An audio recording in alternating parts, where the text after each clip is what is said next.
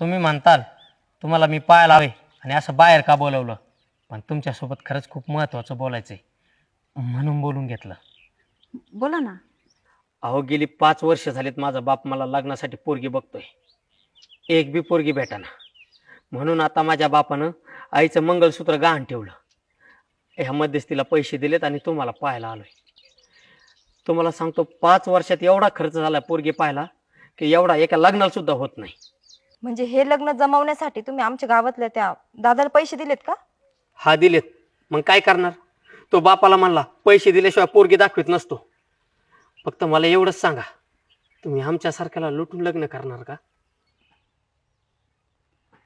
लग्नासाठी स्थळ पाहिजे माझी ही शेवटची वेळ. आजपासून एक बी पोरगी पाहायला जाणार नाही. अहो किती दिवस मी माझ्या बापाला खड्ड्यात घालणार.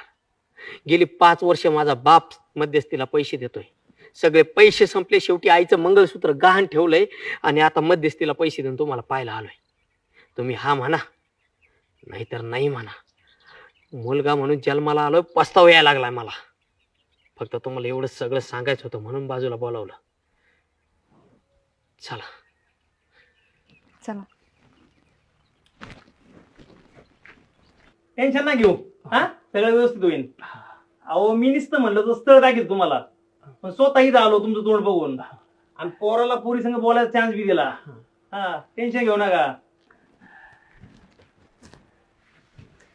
ओ उठा तुम्ही.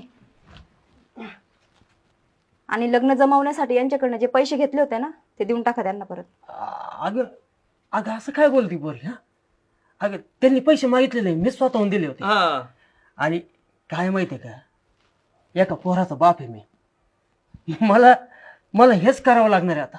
पण यात माझीच चूक आहे बरं का.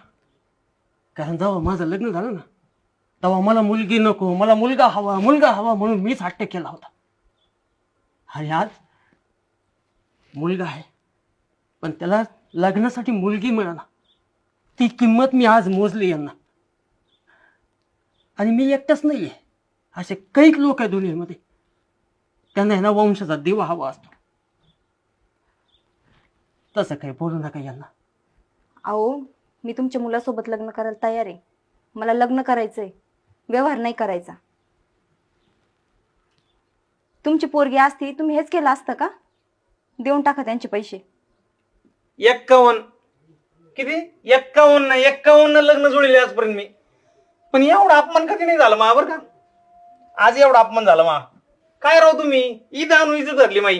हा ज्याचं करायला जावं भलं ते म्हणतं माझ खरं. ओ ओ देतो पैसे, आईला थोडे पैसे खर्चीला त्यातले देऊन टाकतो. पण येऊ का? काय माणसं आहेत राव. पोरी, सगळ्या पोरी जर तुझ्यासारख्या असतील ना तर कुठल्याच मुलाच्या बापाला आहे ना कुणासमोर हात पसरायची वेळ येणार नाही बघ. करू आपण लग्न, हा घेऊ जोडून.